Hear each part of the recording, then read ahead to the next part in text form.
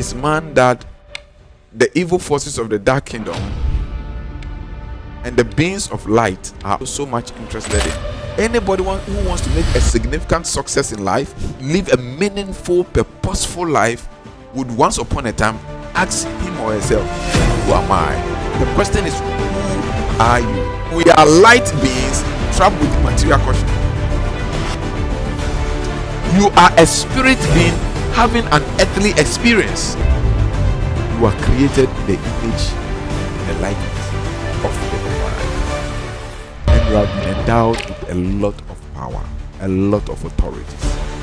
We have both inherited authority and we have delegated authority. That energy deposited in the essence of your soul is a life creative force, and that is why you are able to create things.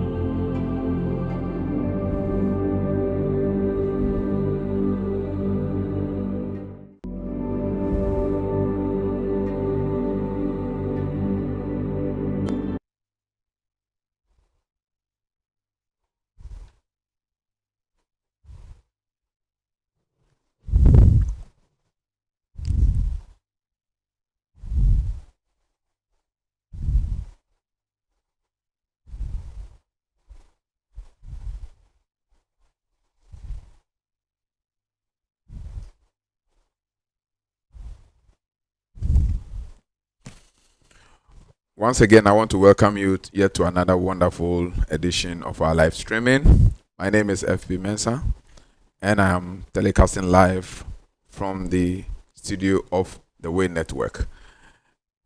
Before we proceed, I want to show appreciation to all the wonderful people, to the whole team and the media for their commitment and their hard work.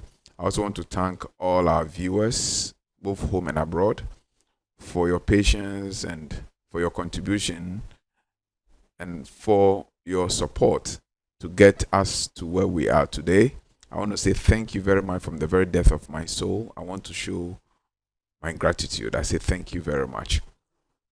Today, I want us to touch on something which is quite disturbing, and that is disturbing to me, and also to help you as audience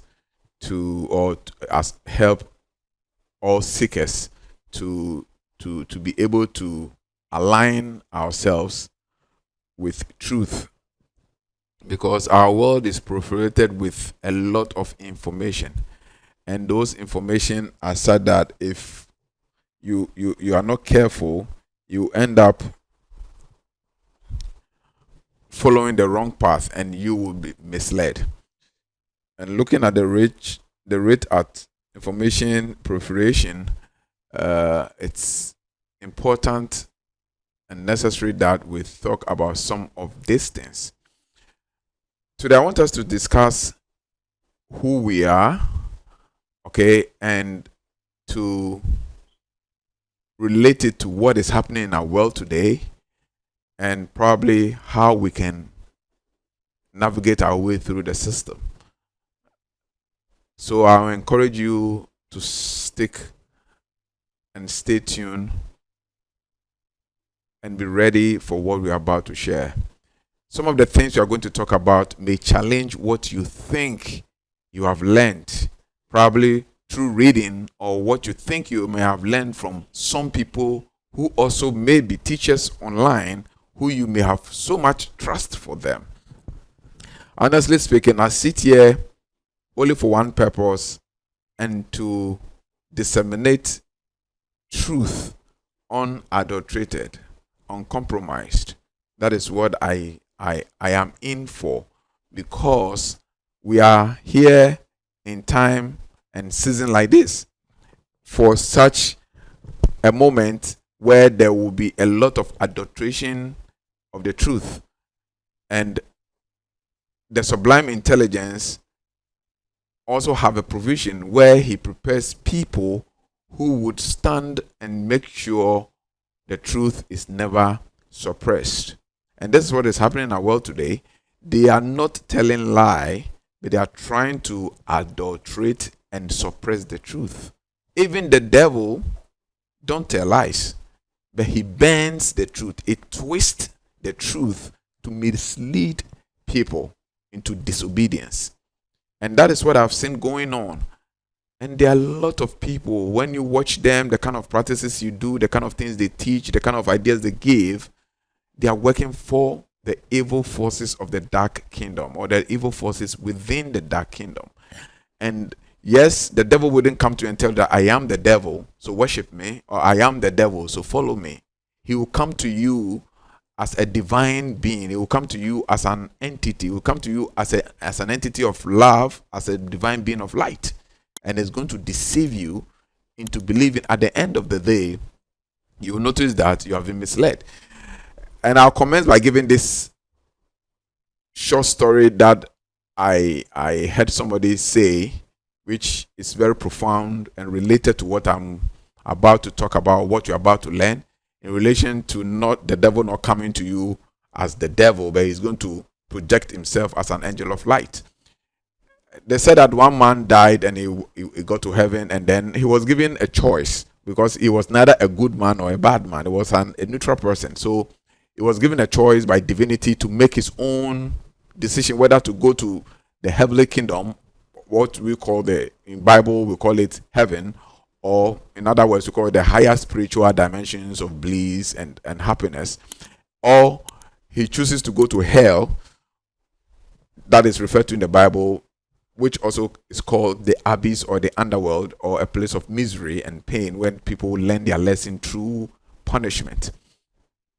So first, he said he wanted to go to hell and see what, because he had a choice, he needed to evaluate both and compare what. So he said he wanted to go to hell and see how hell looks like.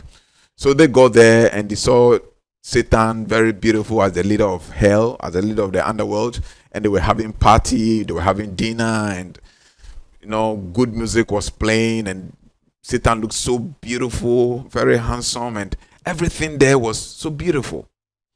And then he said he wanted to go and look at heaven. He went to heaven. Heaven too was equally beautiful, but not as entertaining, because they were playing violin, and it was made up of cool, quiet, sanctimonious people non-active, non-agitating, and everybody was quiet and serene. But the environment too was quite very peaceful and serene. Now, after evaluating the two, he said that, okay, fine, heaven is beautiful, it's serene, it's quiet, but doesn't like the level of quietness. It doesn't like the level of quietness. But looking at hell too is quite okay, but he enjoys the party which is going in hell. So then he chose that he was going to go to hell instead of going to heaven. So when he got there, then he saw the devil in his full-fledged form and nature. Okay? In his full-fledged form and nature, in his real attribute. And then he called him and said, Mr. Man, who are you? He said, I am the devil of hell, the king of hell. He said, but I was here last time. Do you remember me? I was here last time and you were doing party and you look so handsome and everything. So that time we were doing campaign. So that was the campaign moment. But now this is the reality. So yes, the devil will always present himself like in a campaign form. He wouldn't come to tell you he's the real destroyer, but he would present himself as though he's doing campaign. But when you accept him and then you decide to follow him, then you see its true nature. So this is the kind of world we live in. So the question I posed to myself is, who are you? Who is man that the dark kingdoms, the evil forces of the dark kingdom are so much interested in, and the beings of light are also so much interested in? Who is man? Who are you actually? Because obviously, if you are not worth anything, you wouldn't draw the attention of supernatural entities and beings to be so much concerned about you. That means that there is something about you that is so exceptional and that is so valuable. So today we want to look at who is man, and then why are these beings and entities, both the good and the bad, are all pursuing after us.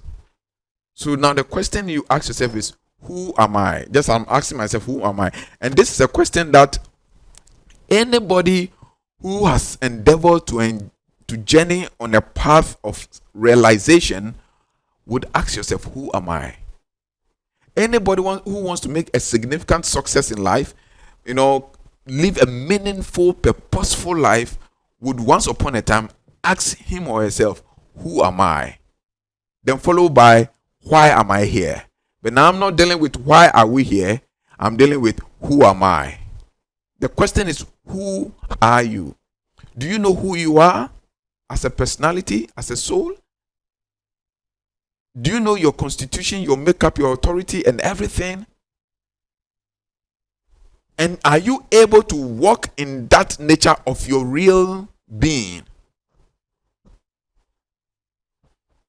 Stay tuned, because by the time we finish unfolding the true nature of man, you would then understand why all these entities and beings are after you.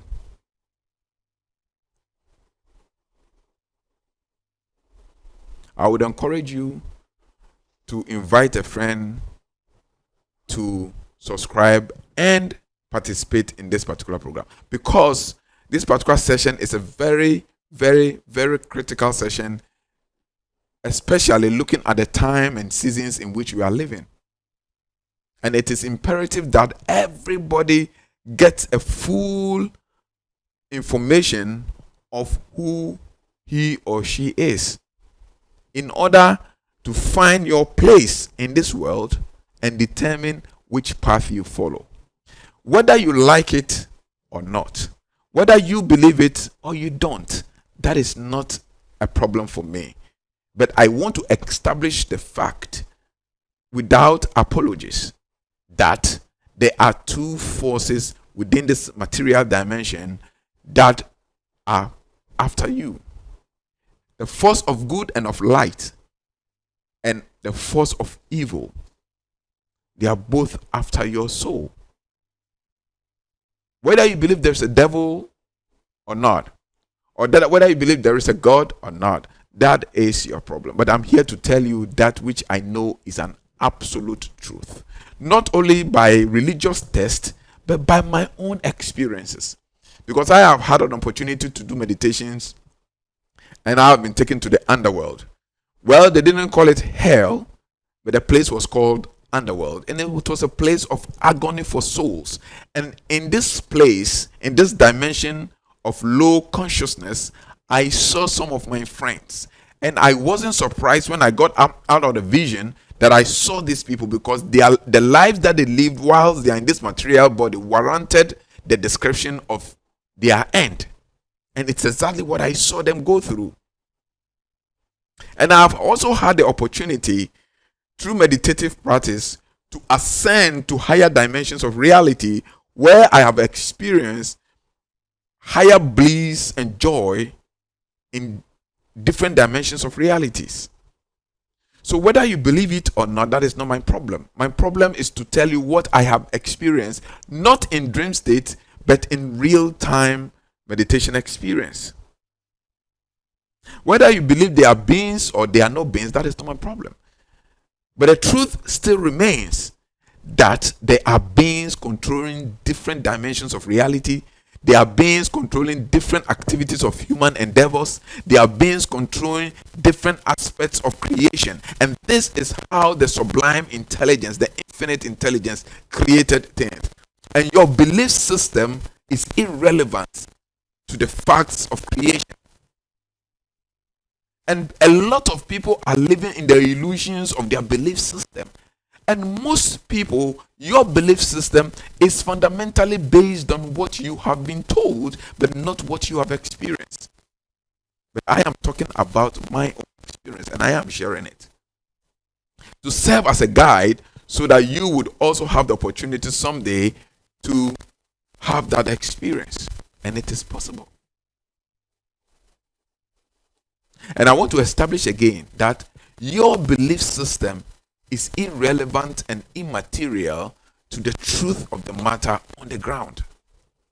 What is. It doesn't matter what you think you believe. If you think and you believe that there is no God, it doesn't change the fact that there is God.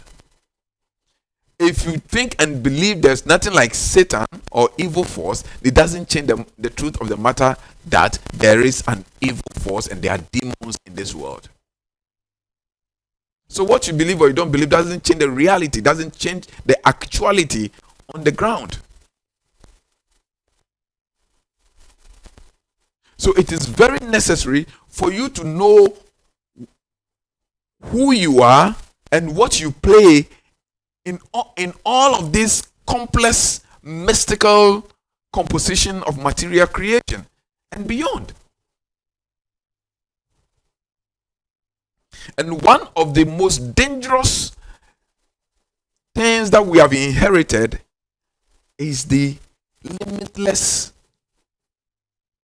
amount of information being speculated in the system, to the extent that everybody is saying that whatever he's saying is the truth.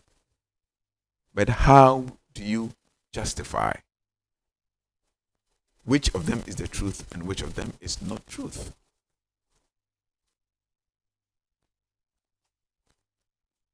Who are you? So, as man, we are called human beings. And I think I made a little bit teaching on that. Our true identity, or our generic identity, is we are called human beings. Okay?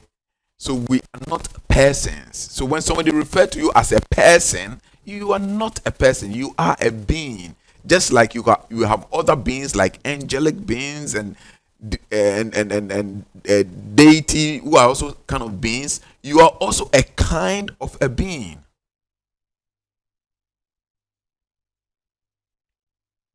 So, but your kind of a being is a little bit different. As we have angelic beings, demonic entities, and beings who are deities, and all sort of beings, the seraphim, the cherubs, and all those beings. We are human beings.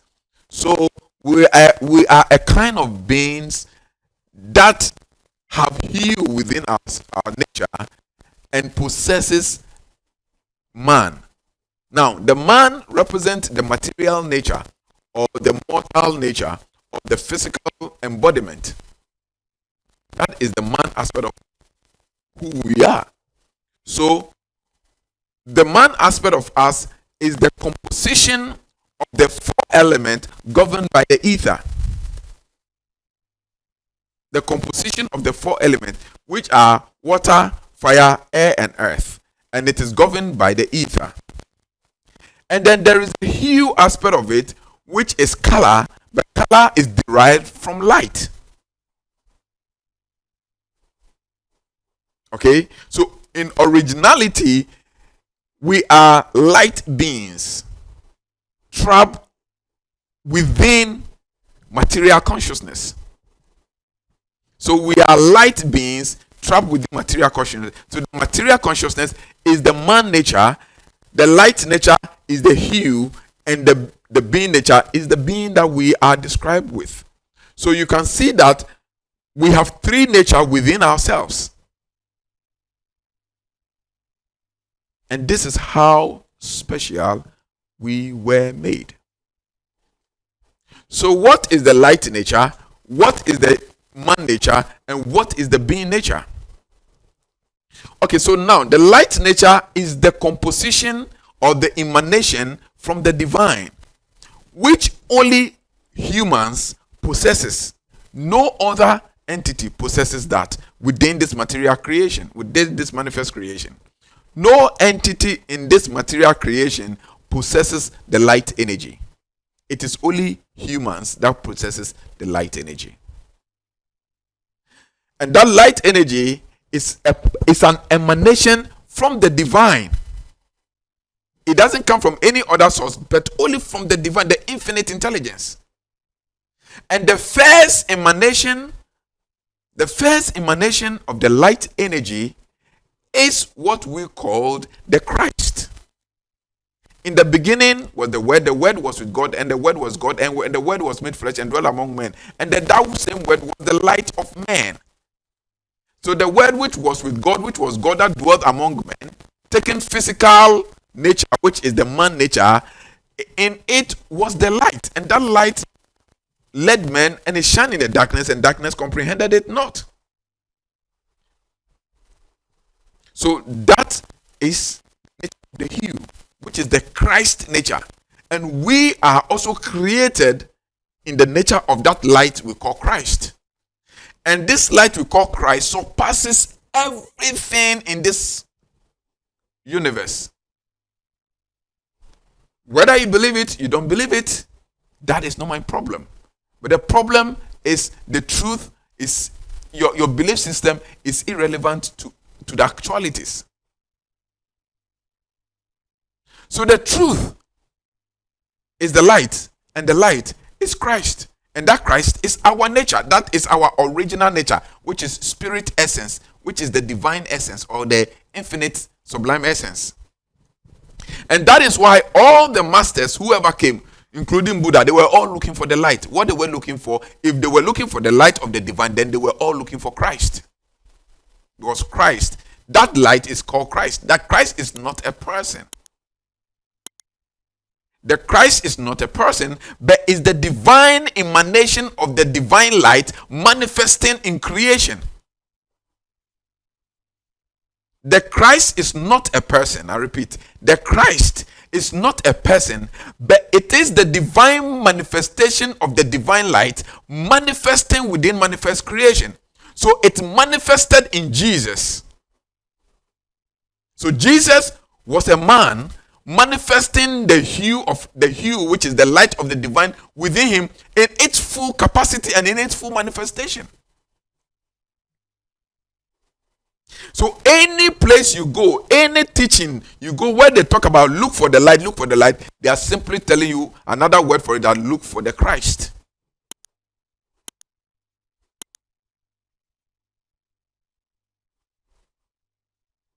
Unfortunately, people personified the Christ, and even some religions externalizes the Christ as somebody hanging on the cross, and that is a misconception and a twisted teaching from the pit of hell.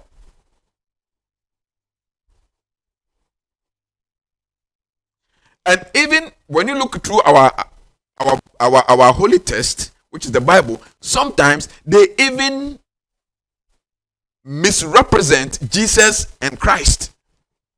So at times they'll be writing and say, and the Spirit of Christ. At times they'll be writing and say, and Jesus Christ. At times they'll be writing and saying Jesus, talking about the same thing. They misrepresent that divine light that was emanating and expressing through Jesus,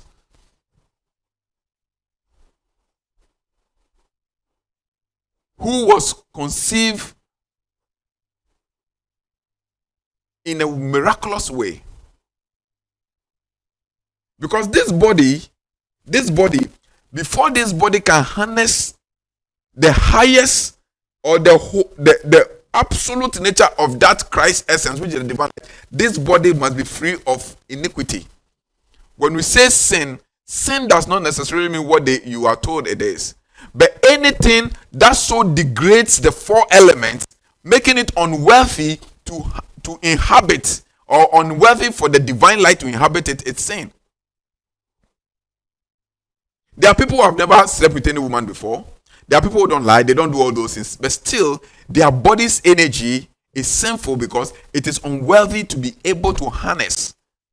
Because though they are not committing obvious sins, or what I call tangible sins, they commit what you call subtle sins.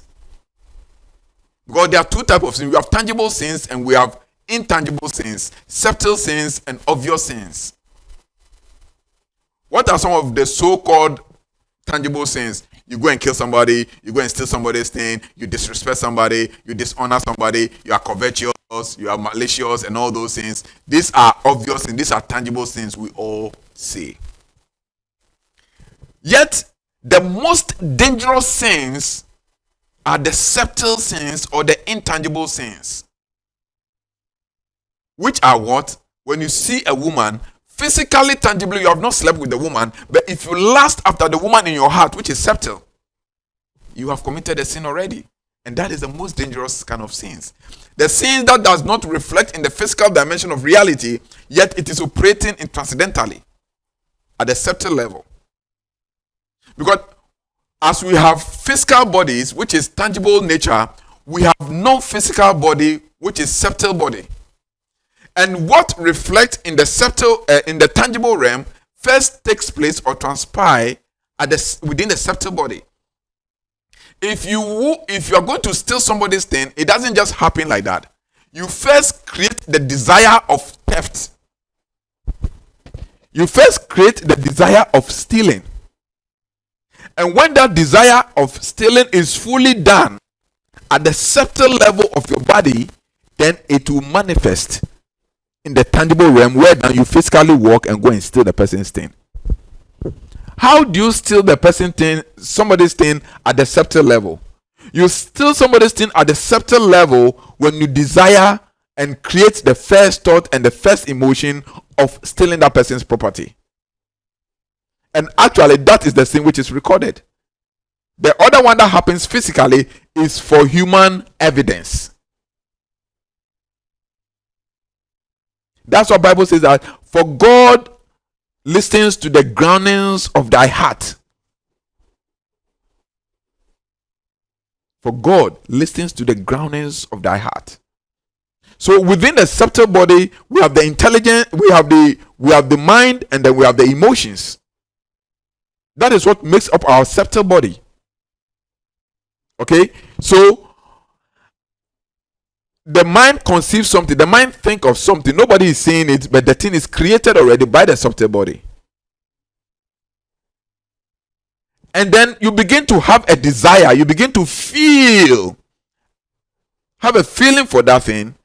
That thing is being created already, but at a subtle level.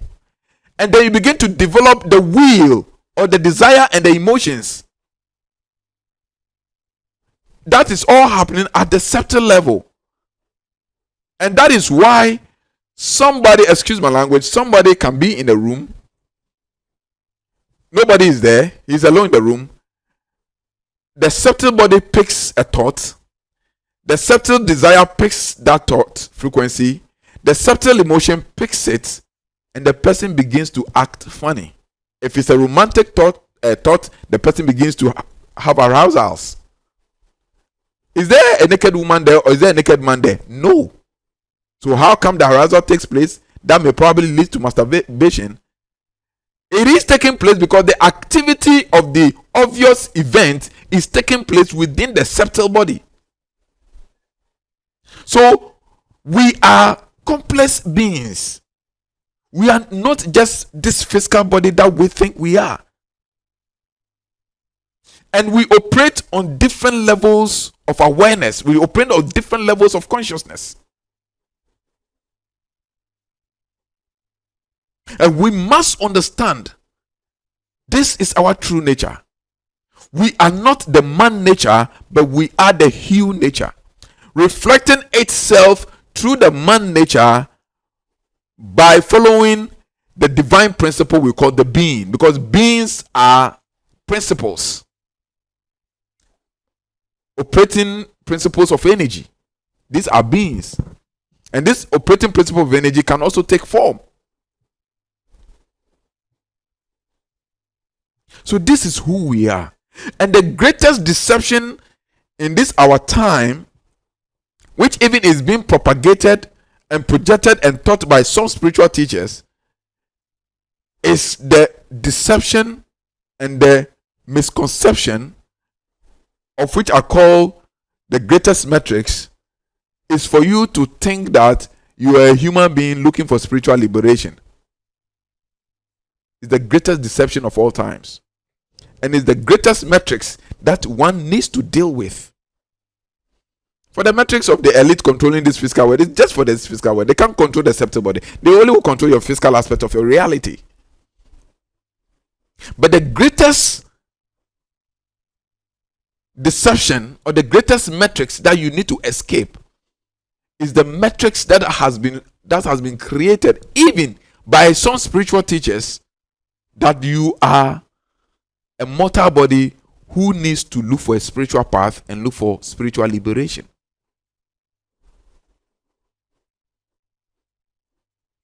Because the truth of the matter is, you are not a physical body looking for a spiritual path.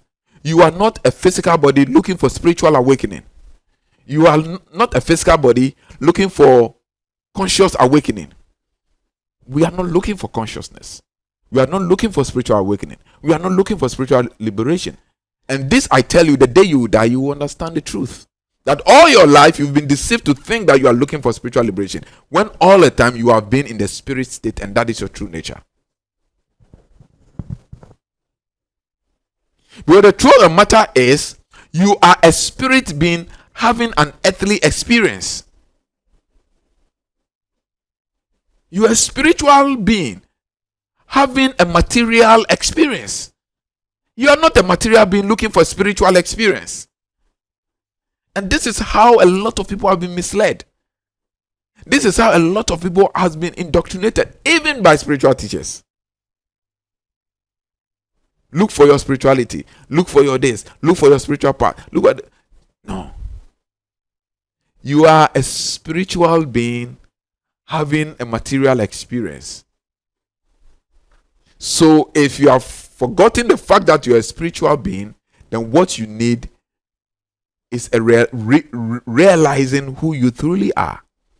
And that's why we talk about self-realization.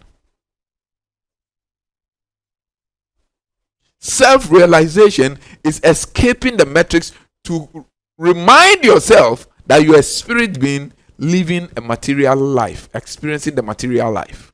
That's why we talk about self-realization and God realization. Realizing your true nature as an incarnate and emanation from the divine, and realizing that you are one with the divine. This is all there is. And once you can come back to this realization, you will notice that for all your life, you have walked in the shadows of your true nature. So you are not a physical person looking for spirituality. You are not looking for awakening. You are not looking for conscious awareness. You are just trying to realize who you truly are, which is spirit beings having material experience. Because originally, we were created in the image and in the likeness of the divine. So we have the attributes of the divine. And that emanation, that extension of the divine was the Logos, which is the word, and the light, which is the image and likeness.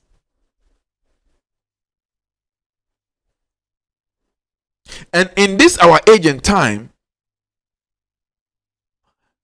our system is proliferated with false teachings. From the church to the Buddhist temples to all those Eastern religions, they have misrepresented false teaching. And this teaching is being influenced by the destructive and evil forces of the dark kingdom. Don't be carried away when they mention the word angels. Don't be carried away when they mention the word beings. Don't be carried away when they mention the word deities or divine entities. Because the devil himself called himself the angel of light. So if they talk about angels, you need to investigate that what kind of angels are they talking about. Because the demons are also angels, don't forget. So we have what we call demonic angels. So the fact that somebody comes and sits on social media or come to a church or go to a Buddhism and then talk about angels, and this angels is called this and this angel, that does not mean the person is referring to the divine angels of light. So you should investigate to find out what kind of angels. Because you see, the value of your soul is so profound that these evil forces are finding ways and means to make sure they siphon the energy of your soul. Why? Because the energy of your soul, or the energy that constitutes your soul, is divine and it's a life-giving force. And there is an authority deposited in that essence. I repeat, there is an authority deposited in the essence of your soul. And that authority deposited, that energy deposited in the essence of your soul, is a life creative force. And that is why you are able to create things.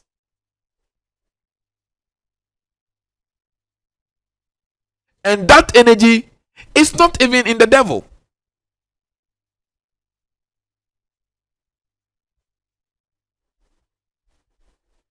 That energy is not even in the angels. Because the angels only create based on instruction, not based on self-discretion. But we are the beings that are able to create based on self-discretion. Why? Because the Christ is in us. And the Christ is the direct emanation from the divine. And because of this, the dark kingdom, the destructive kingdom, have decided and is bent on destroying humanity by all means necessary. Through technology, through spirituality, through religion, through music, through family. They are adopting every means and ways necessary to destroy humanity. Why? Because of the value of who you are.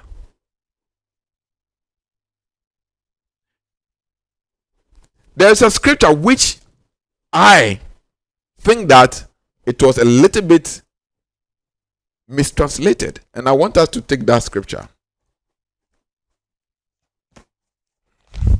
I want us to take certain scriptures. Let's open our Bibles to Psalm chapter 8. Psalm chapter 8, Psalm 8, verse 3. We'll take it from Psalm 8, verse 3. Psalm 8, verse 3.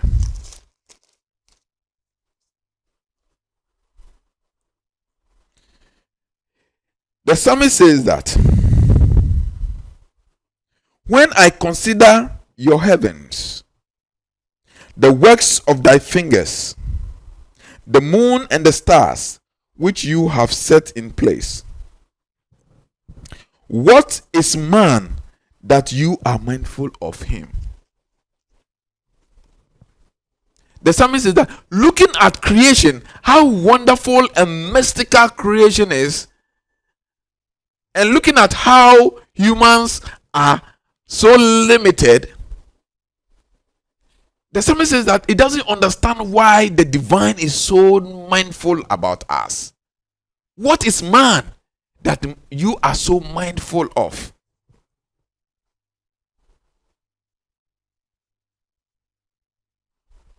Nipa kra ye den. Who is man? What is man that thou art so mindful of? We're looking at the wonders of the celestial bodies, creation, and the mystical phenomena that are happening within manifest creation, which even man cannot comprehend how it happens, and the beauty of all existence, of the galaxies and the stars and the constellations, the beauties of this creation. You are not concerned about all these wonders and in this creation, the beauty of this creation. But there's only one thing within creation you are so mindful of, and that is man. So the question is that, who is man? Who are you? It says that, what is man that you are mindful of? The Son of Man that you care for him. The Son of Man that you care for him. Excuse my language. Somebody who, if he doesn't bath for 1 week, his body will be smelling. Who is that entity that you are so mindful of and you so much care for him? What is it about this man?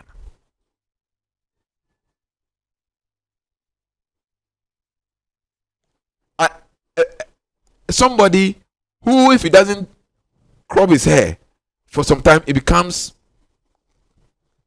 loggy and disorganized. The beards become unappealing on the outside. What is man? That if he doesn't take his bath for some couple of weeks, you wouldn't want to get close to it because of the ether scent that will be emanating from his body. As inferior as we may be, or we may appear to be, what is it about us that the divine is so mindful and careful about? And then the demonic forces are also so much mindful and careful about. What is man? It says, you made him a little lower than the heavenly beings. But that statement, I think there is a mistake in translation. Per my own experience, we were not made a little lower than the heavenly beings. And you understand why. I will explain to you why from the scripture base. We were never made a little lower than the heavenly beings. Granted, we were made a little lower than the heavenly beings. That means that we have attributes of heavenly beings. So take it that, accept it that we were made, there's no other expression again of our nature. But one of our nature, as what is man or who am I, if you are asking yourself who am I, one of the things I want to establish, which of course I'll give you a much more expanded version, is that you were made in the nature of heavenly beings. So you have the attributes of heavenly angelic beings. All the beings in the heavens that you worship, you sing, you go to church and you clap, you do all those things, you have their attributes. You are made in their small form. Granted, that is not what it is, but granted, if that's it, even if that is it, then you are not a small person. So where come this fear? Where come this doubt? Where come this discouragement? Where come this worries? Where come this sadness, distress, depression, frustration, anxiety, stress? Where is it coming from? It's coming from our ignorance. And this ignorance is being caused by the opposing force, which are the evil forces of darkness, and that they are bent on doing one thing, and that is to destroy us.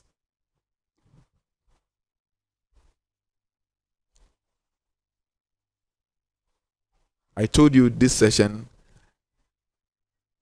invites people to come and subscribe and watch. What you think or what you have been made to think of yourself, today I am breaking all that illusion. That false perception of reality that you think of yourself. Today we want to dismantle that illusion, that veil. We want to dismantle the veil and see yourself through the light of the divine, of the intention for which you were created and manifested from. Because you were created and manifested from a particular intention. God, there was a divine idea, and that divine idea created a divine construct which led to your manifestation. So you must be able to see yourself through this divine construct and this divine idea, and break loose from the veil of illusions and misrepresentation of reality of who you have been made to believe of yourself. You are not a person. You are a divine being having material experience, and you borrow the personality to use to have this material experience. Your mind, your emotions, and your senses, which are the first subtle bodies, are just there to aid you have this material experience. And there is nothing more to it, and there's nothing less to it. That is all they have to do. And that is why at the time of your death, you will shed off all these energies, because they are not part of you. But what you truly are is divine. What you truly are is sublime. So, even though the psalmist says that we were created a little bit lower than the heavenly beings, let's go to Genesis chapter 1. Because the Genesis chapter 1 gives us a clear view of the intention that led to the construct that led to our manifestation into material reality.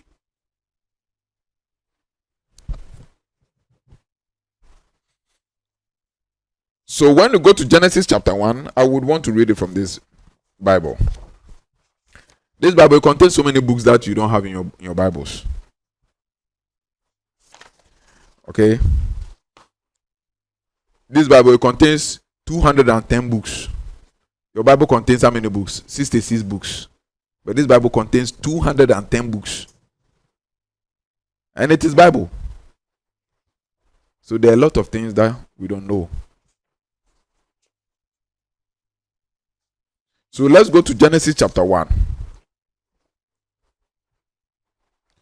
Verses 26.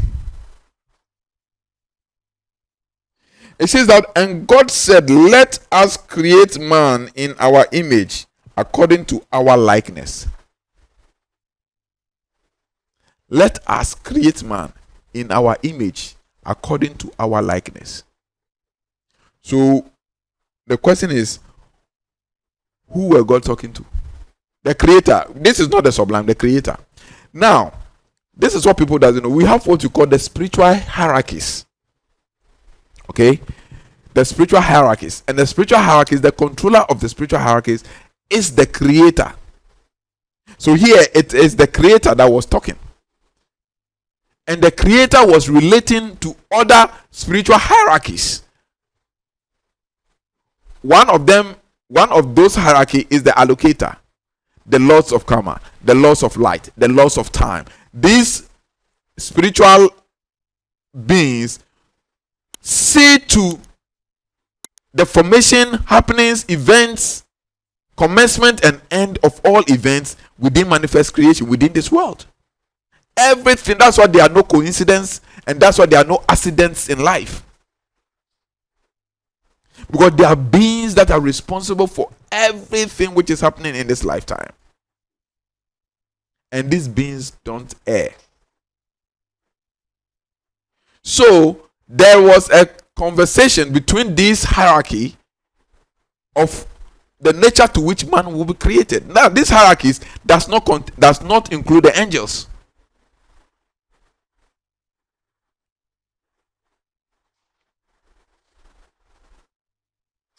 So here we are not talking about angels, because angels are servants within the spiritual hierarchy, and I think they operate in the sixth dimension. But we are talking about the beings that are operating in the seventh sphere, the seventh dimension, of which the ruler is, or of which the head that sits at the pinnacle is the creator. And he says that let us create man in our own image, according to our likeness, and let them rule over all the fishes of the sea, over the birds of the heavens, and over livestock, and over all the earth, and over every creeping thing that is creeping on the earth. So we were not created a little bit lower than heavenly beings, but we were created as and like in the nature of the heavenly beings.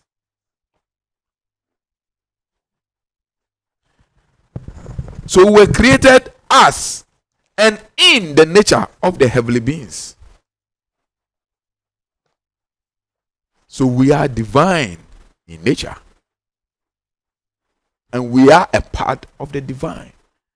So we are divine beings, we are spiritual beings having material experiences. And this is what we truly are.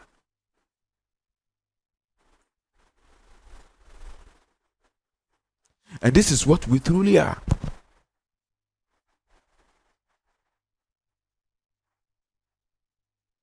So please, take off that veil, take off that covering on the mind.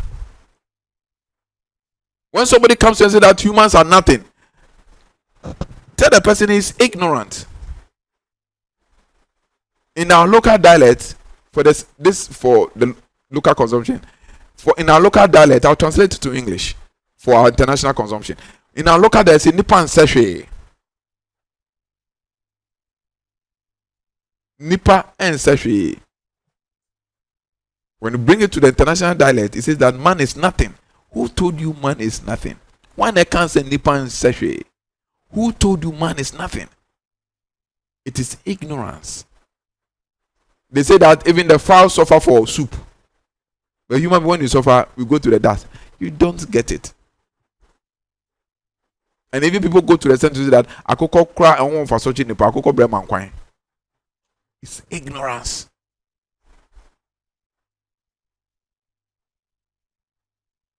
Listen, we were not created from the very beautiful minerals of this earth. Some of these entities, you see them, okay? They were created from the very beautiful minerals of this earth. When you read the book of Ezekiel or so, it says that, "O thou Lucifer, who have bewitched you? For you were created with the finest mineral of jasper, emerald, and all those." So that energy we call Lucifer was created from the mineral kingdom. We were not created from the mineral kingdom. We were created from all the four elements. And all the four elements, the mineral kingdom is part of it.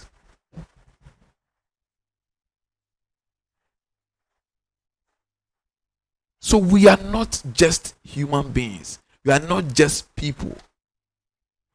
We are divine beings. We are spiritual beings having physical experience, having material experience. And in one of my inner visions, which so many years ago I had it, we were before we were not having this physical body. This physical body, we assume this physical body out of our degraded desire. Well, the Bible tells us we were created from the dust of the ground, but I've never seen a child which is being created from the dust of the ground. But what I was told inside was we were operating on a higher dimension because using higher glorified bodies, which are the subtle bodies and above. But the more we had desire to have this material experience, to partake in this material experience, our thought begins to densify. And once our thought begins to gain density, this mortal body was formed. So when you watch the process of pregnancy, the sperm that what we call sperm from the masculine energy, it's light clothed with fluid. What is inside the sperm is actually light. So it goes, hit the egg, blast the light, blast around the egg, and this now quantum physics has come up with hard empirical evidence to attest to this truth, which we have been talking about. Now, the more that essence desire a particular life form and desire a particular physical experience, the fetus begin to form to harness the vibrational energy necessary to make that divine spark be able to have that material experience. And that is why there are people who are born blind. That is why there are people who are born crippled. That's why there are people who are born who can never give birth. That's there are people who are born who can never have access to their father or their mother or their parents. That's why there are people who are born, their husband are going to deceive them. That's why they're going to marry a man that the man is going to maltreat them and then betray them. That's why people who marry a woman, the woman is going to betray them and then do something behind that will give them broken heart or whatever it is. All the experiences you are going through was the kind of desire of the material experience that you want to go through. So as the essence, the spark was having that desire there, the fetus in the womb is being prepared to take on the vibrational frequency of a body that will be fit to be able to inhabit the divine spark to have that experience. And that is why some fetus becomes aborted. Because if the fetus which is being formed lacks all the vibratory energy in order for that divine spark to enjoy that material experience or that physical experience, that fetus is unworthy to inhabit that divine spark, so it will be aborted. Because when the divine spark enters, it says, no, that's not the body I want, this is not the energy, it cannot make me have this material experience, so that fetus will be aborted. When you go to medicine, they call it spontaneous abortion which is caused without reason, without any cause, it just so happens. They call it spontaneous abortion. And up to now, science and medicine doesn't know how it happens, so they call it spontaneous abortion. It just happens, no explanation. That is what leads to spontaneous abortion, because the body that was formed, okay, could not harness all the energies necessary for the divine spark or necessary for the divine material experience. And that's why most babies who are born prematurely don't survive until they invented incubator. Is it incubator? Yeah, until they invented incubator. Because the reason why most premature babies couldn't survive is that because the body has not harnessed all the energy necessary for the material experience. So then the inventors, knowing this and understanding this phenomena, created a form of incubator which is more or less like an artificial womb to further enhance and extend the period so that the body would harness all the energy to be able to have that material experience. Either to that fetus that baby was going to leave, that energy is going to leave. Because death is such that when this body hasn't got the inadequate energy to contain the vibrations of the divine spark, then the divine spark decides to leave the body. That is called death. So when this body begins to deteriorate in terms of energy and vibration, it will lead eventually to death. And that is why whilst in this physical body, you must eat certain fruits and vegetables and certain food in a balanced way, so that this body would always harness energy to keep it fit, to keep it strong, to keep it fit, to be able to house the divine energy. Death is an illusion. Maybe another time we talk about death as a subject. Death does not exist, it's an illusion. As long as this body is not fit and he hasn't gotten all the necessary vibration energy to hold the divine spark to have this material experience, that divine spark will leave the body. And that is why sometimes you need to take food supplements, eat all these vegetables, and all the things you get the food supplements, and science calls it minerals, or they call it what? Nutrients. Generally they are called nutrients. Nutrients are made up of minerals, vitamins, and all those things. All those they call minerals, vitamins, protein, they are all forms of energy. Okay, and this energy gives strength and vibration to this physical body so that it can keep containing the divine spark. Either to the divine spark will vacate, will leave.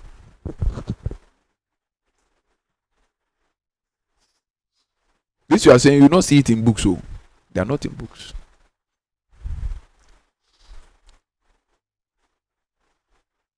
So this is who you are. Then apart from the physical container, we have the subtle container.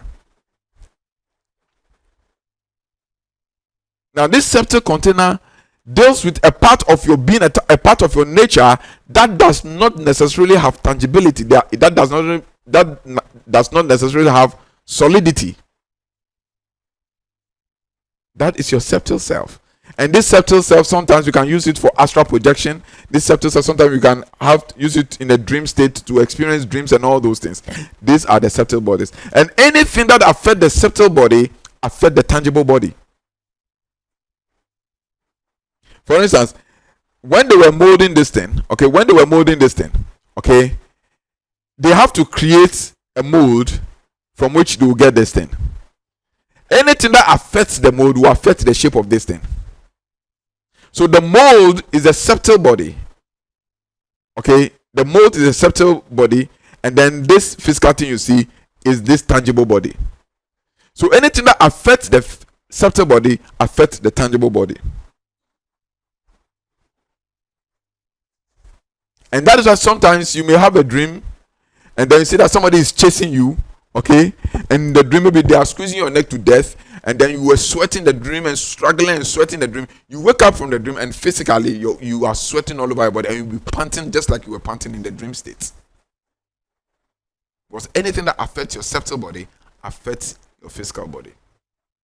That's why people can have a sexual intimacy, okay, in the dream state, okay, and wake up and they will see that they've soiled their body in the physical state. Because whatever affects your subtle body affects your physical body. I have seen people, I know of a woman, and she showed it to me, but a lot of people doesn't know. She was shot in a dream. Okay? Like if she was dreaming and somebody shot her, and physically, the mark where she was shot in the dream, when she woke up, there was a hole there and it became a sore. And the mark is there on her physical body. I know her. And she showed it to me. So we live in a life where reality is reality, where actuality is actuality. It doesn't matter what you think or what you believe. If you misbehave and you think that somebody cannot do spell against you and kill you, you will be there. The person will do the spell and kill you.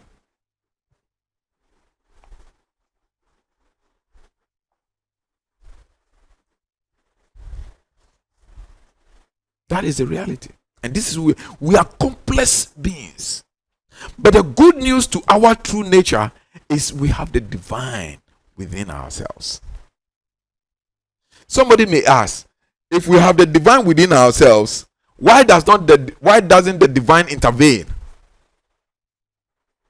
And I am suffering. Someone who asked this question. I have told you that we are multifaceted personality. Okay? And where your attention is, that is where your energy flows. And that is where you have dominance. So if your attention goes to the divine beings, your energy flows to your divine nature, and there's dominance in the divine nature, and the divine nature will be activated, and then it begins to play its role.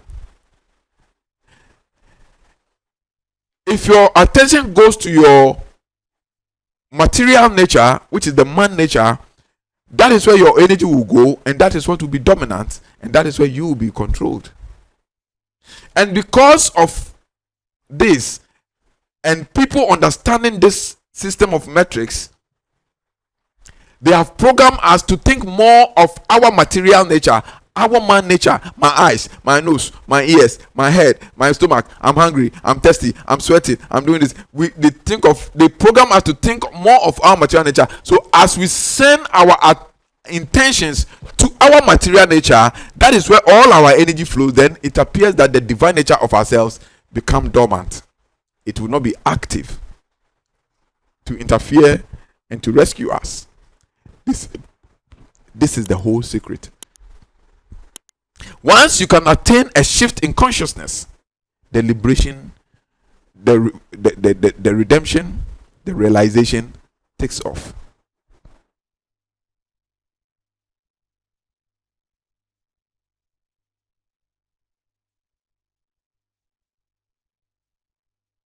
It's a very serious matter.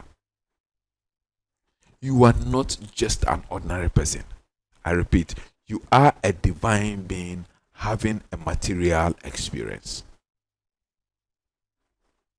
You are created in the image and in the likeness of the divine. And you have been endowed with a lot of power, a lot of authorities. We call it delegated authority. You have two types of authorities. We have inherited authority and we have delegated authority. We have both inherited authority and we have delegated authority. Because the delegated authority is we were given power. Divinity delegated authority to have dominion and subdue the creation. And then the inherited authority is that we were created in the image and the likeness of the divine. So we assume both. We have inherited authority. And what is our inherited authority? Our inherited authority is that we have the nature of the divine. This is our heritage. Through Christ, which is the divine light which resonates within ourselves, which they call the divine spark. This is our inherited authority. And our delegated authority is the pronouncement of authority that was given to man to have dominion and to subdue creation, everything on earth space. And that is why, based on this authority, man is the only thing that can cause change within material dimension. Look at all of creation. Apart from natural creation like the trees, the birds, and everything, what entity or what being has created anything in creation? Mention one thing that any entity or any being in this universe has created apart from that which the sublime creator created. All the rest were created by man. But it was only man that was given that delegated authority to refurbish, to renovate, and to be stewards of creation. It's only man. And we are supposed to work in collaboration with these entities to fulfill that task and obligation and responsibility of the delegated authority. That's in all of creation. Man can change the course of the river, but the God of that river can never change the course of the river.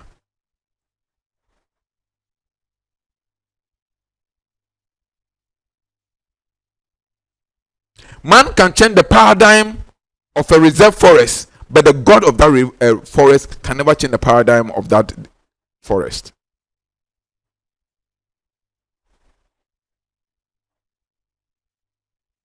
Man has created enormous and has changed the world in many ways so pleasing, but no entity and no being on this earth can do that.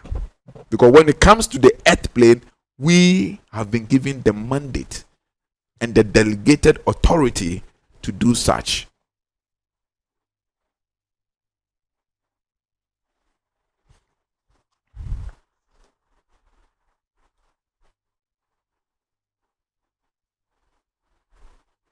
So let's continue to see what I'm talking about. And it says that, and God creates the man in his image, and in the image of God he created him, male and female created them.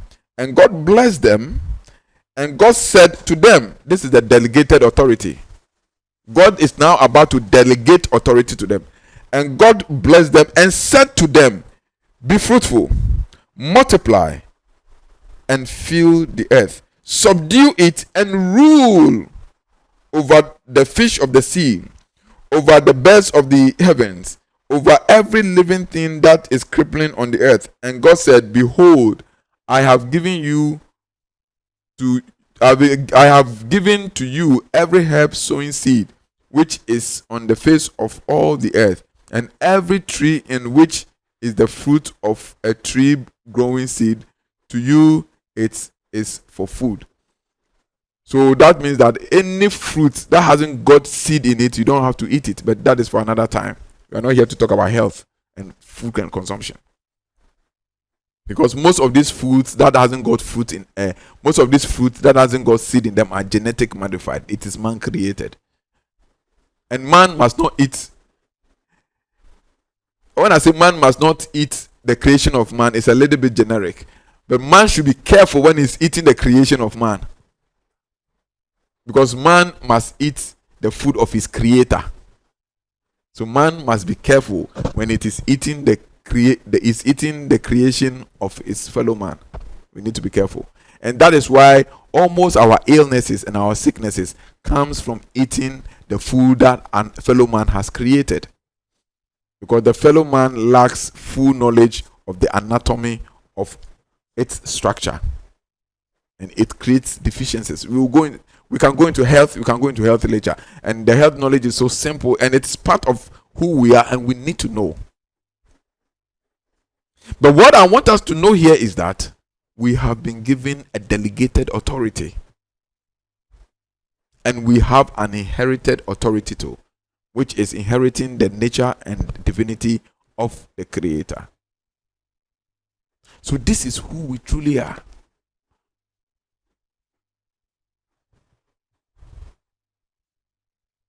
But the devil, knowing our true latent abilities and our true nature, seeks to kill, to steal, and to destroy us. Let's open the book of John chapter 10 verse 10.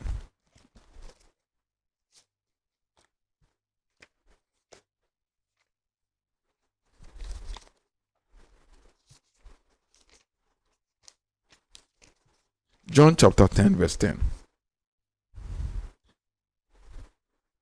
The thief cometh not, and when it talks about the thief, it's talking about the fallen energies, the destructive forces, the evil forces. The thief cometh not, but for to steal, to kill, and to destroy.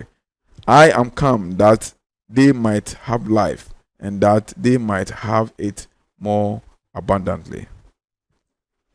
So, the Christ essence within you gives us life. Your true nature gives us life. But there is a thief, and that thief is a destroyer. That thief is a destroyer.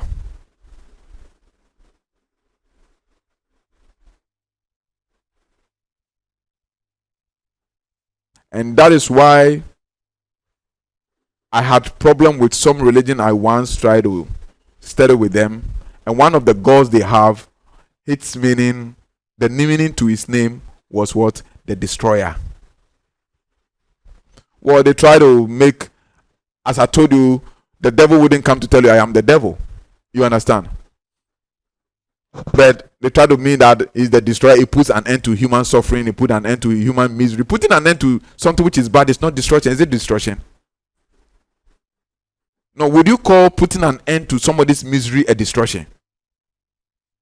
You can't call it destruction. Destruction is something which is good, and you are putting an end. You are just dissipating it. So if that energy, that God was called the destroyer, I don't know how you justify to me that somebody is suffering and you want to put an end to his suffering, so you destroy him to put an end to his suffering. Probably they should get another expression for the meaning of that name. But if that meaning of that name means the destroyer, then it is directing us to one energy. And that energy is the only energy that we know that it is the destroyer, and that is the devil.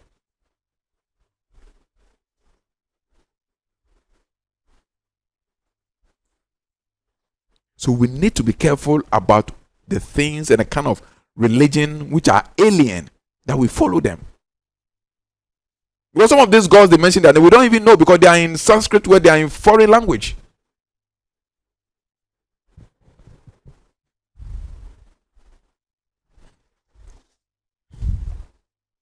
When you read the book of Revelation chapter 9, Revelation chapter 9 verse 11.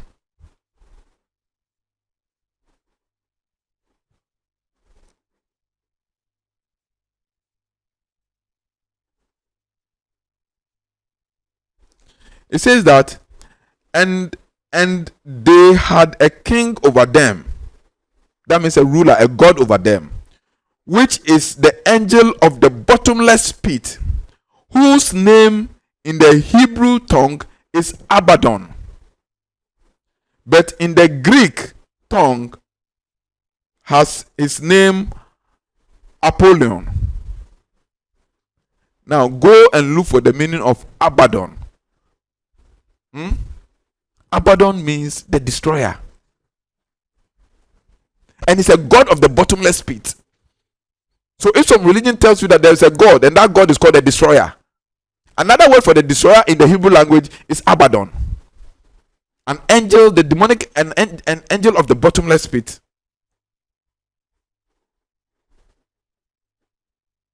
And when you come to the Greek, they call it Apollyon. You understand? So this God of this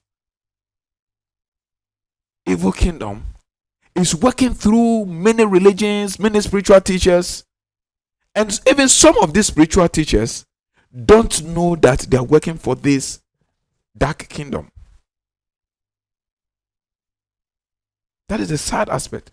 And they are also projecting it as a true God. Well, that is what they have been made to believe.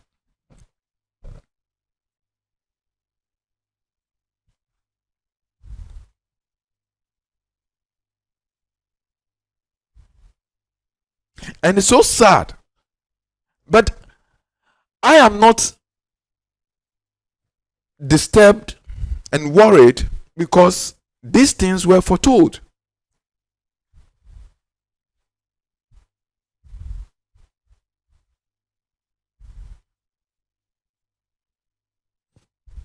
These things were foretold. So I am not disturbed at all. All the proliferation of all this knowledge and everything, abundance of knowledge, was prophesied. Let's look at the book of Daniel chapter 12 verse 4.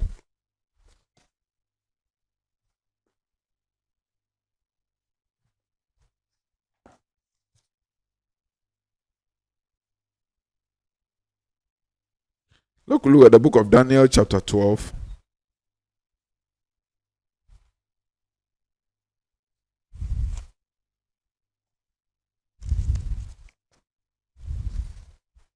Chronicles.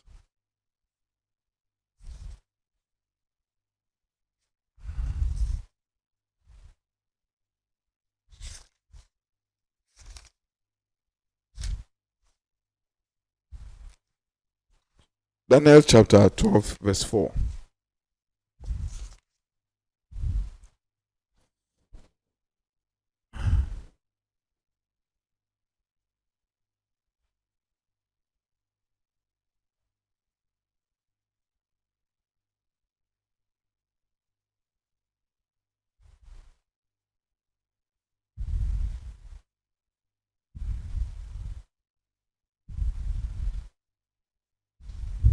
It says that, let's start from it. And they that be wise shall shine as brightness of the firmament, and they that turn many to righteousness as the stars forever and ever. But thou, O Daniel, shut up the words and seal the book, even to the time of the end. Many shall run to and fro, and knowledge shall be increased. Other versions say, knowledge shall abound at the end times. And look at when the book of Daniel was written. I think it's over 2,200 years before Christ.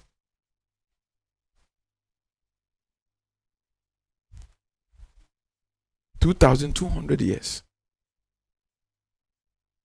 And 2,200 years later, truly knowledge has abound. Look at the internet. Knowledge, everybody is teaching spirituality. Everybody is teaching spiritual knowledge. But it was prophesied that at the end times, knowledge shall abound. And knowledge and wisdom shall be the stability of our days. What kind of knowledge? What kind of wisdom? So my brothers and sisters, I am doing this streaming session because of what I have observed. Be careful of what you learn. Be careful of where you go to study. Be careful of who you learn under. Be careful of who you listen to. Be careful of what you practice, because the devil is rolling like a lion, seeking who he may devour. Whether you believe there's a devil or not, that is not my problem. When you leave this physical body, then reality will dawn on you. And that destructive energy is working so hard. Why is it working so hard? Why do you think they want to bring a system like the digital currency? Why do you think they are bringing a system like digital ID? That recently I said that without a digital ID in the UK you cannot work. Why are they creating human misery and human suffering?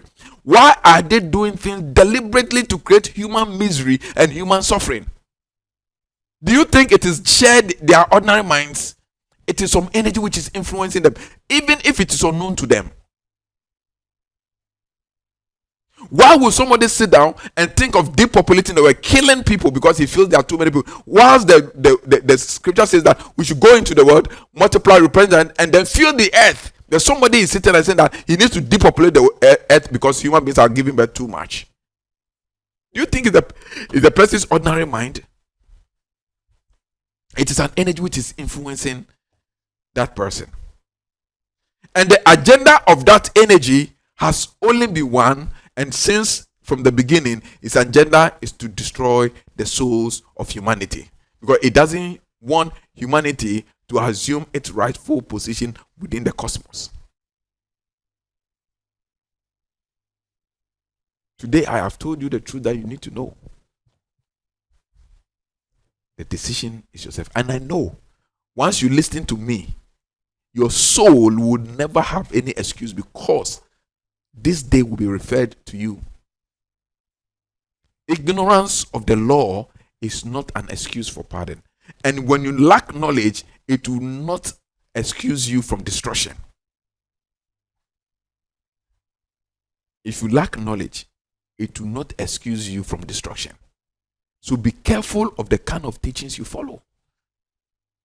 They come to you as angels of light, but they are angels of darkness. They come to you as teachers of the light, but they are teachers of darkness. And they project all manner of teachings that leads to the degradation and to the submissiveness of your soul to other entities and deities.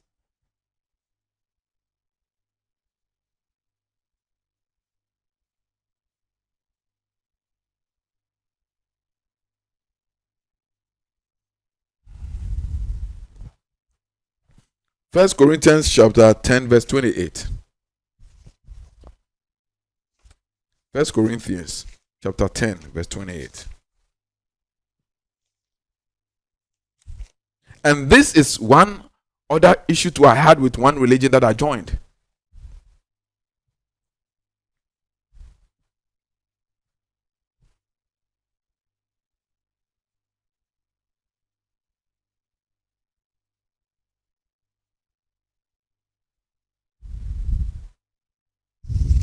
Verse 28.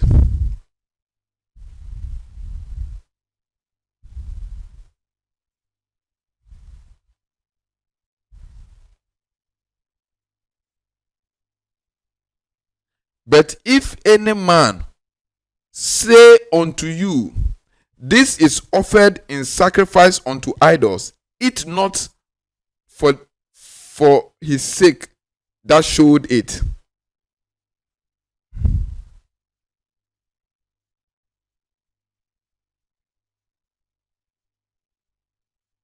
Asking no questions of conscience sake.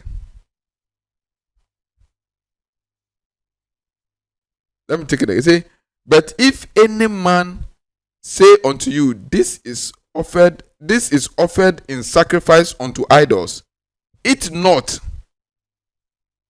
for his sake that showed it, and for conscience sake, for the earth is the Lord's and the fullness thereof. It says that don't eat foods that are offered to idols, for the earth and the fullness thereof belongeth unto the Lord. Who is the Lord of the earth? We were given the authority to be the lords of this earth. And these same religious groups, this same spiritual group will tell you, you are divine. Oh, you are divine being. God is within you. And then they will offer a food to an idol, and they will ask you to eat it. They wonder, in which palace would the servant eat before the prince? If you are really a child of the divine and divinity is within you, why would they give food to idols, which are composition of entities who are supposed to work in obeisance to you? They would eat before you eat. And that is why I stopped practicing that religion. Well, it didn't sink well to me that I am divine. And if I am created in the image and likeness of the divine above these entities, because Christ is within my essence, and then you tell me that before I will eat, that food should be given to idols, and because of that, no, it didn't sink well to me. And I asked questions and I quoted the scripture, and it was a little bit of an issue, so I stopped because it didn't sink well to me.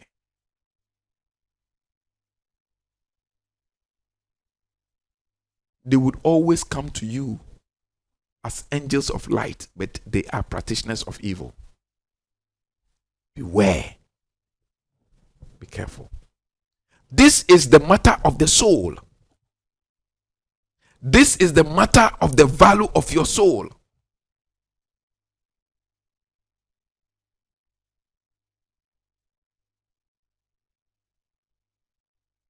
This is the matter of the value of your soul. And may the divine light continue to protect and guide us. Because some of the things we say, if you want to say them,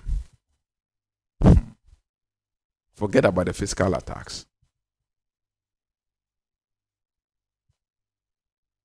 But we defend the truth to the peril of our lives.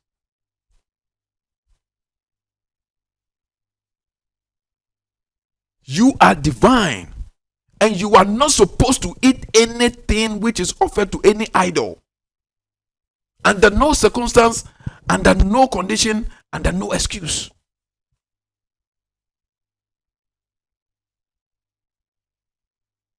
They can call it a spiritual feast, and they go and put it in front of a shrine, before you eat it. No, you are lowering your estate as a divine being.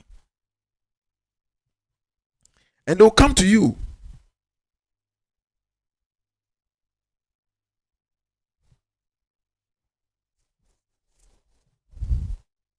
As angels of light.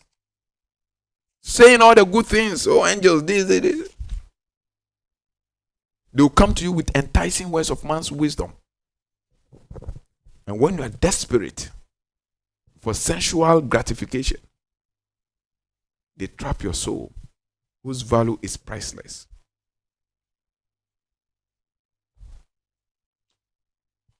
Second Corinthians chapter 4, 11 verse 14.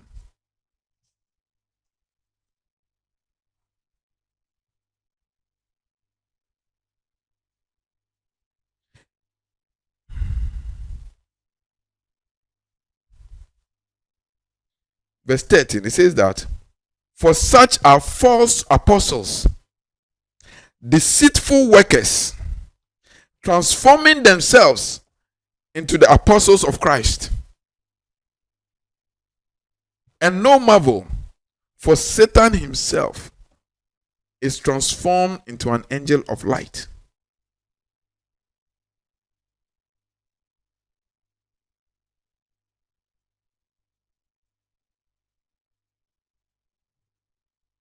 For Satan himself transformed himself as an angel of light.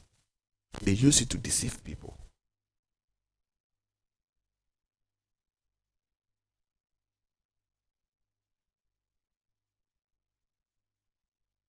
Beware. Because we are in the perilous times.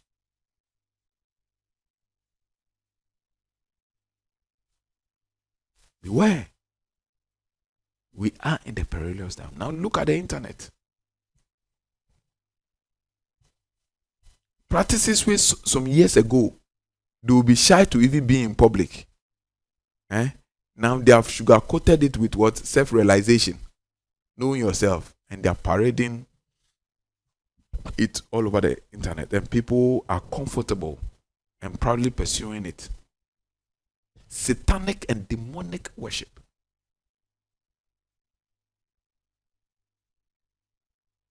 Beware, for we are in the perilous times. And don't you see how the world is going? Sometimes I sit quiet and I watch, and it's like, no. Don't you see how the world is going? How things are changing so fast. I remember many years ago when I was talking about 2030. Agenda 2030 and things ago. I thought 2030 was far away. Now we are talking about 5 years. And some of the things we knew that we were talking about 20 years ago, or some of our teachers was telling about 20, that will be happening in 2030. Now they've started implementing them. And we thought 2030 would never come. They will come to you as the angel of light. Beware. Beware. The day you leave the soul, you realize that it's only one thing that can redeem you, and that is the divine light we call the Christ. There are other false lights. I'm telling you, there are other false light. And when you meditate, you experience this false light.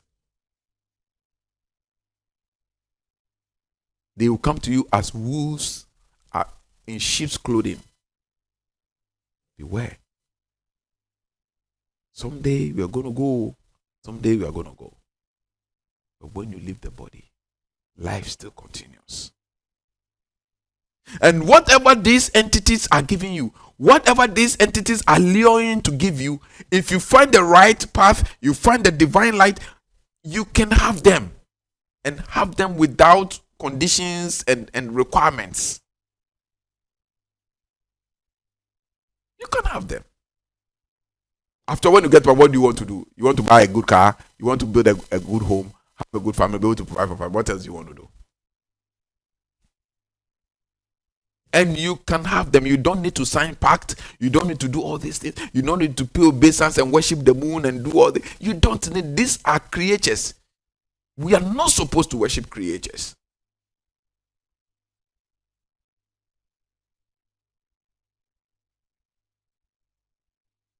We are in perilous times.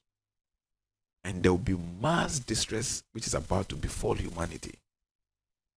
And this distress is carefully and purposefully being created by this malefic entity, so he can get a lot of souls to trap. Because he knows his time is close. And the only way he can extend and buy time is to get more soul energy. You don't understand the business of the human soul. You don't understand the transactions of the human soul and what our soul plays in this whole cosmic drama. You don't know. If you know the value and the place our soul plays in the entirety of this cosmic drama, you'll be mindful of what you believe and what teachings you follow, and who you follow as your teacher and your master. Be mindful. Be careful. At last, I want to tell you that this world is a beautiful place. And you have the absolute to determine what should or should not happen to you in your world. But you must find your divine nature.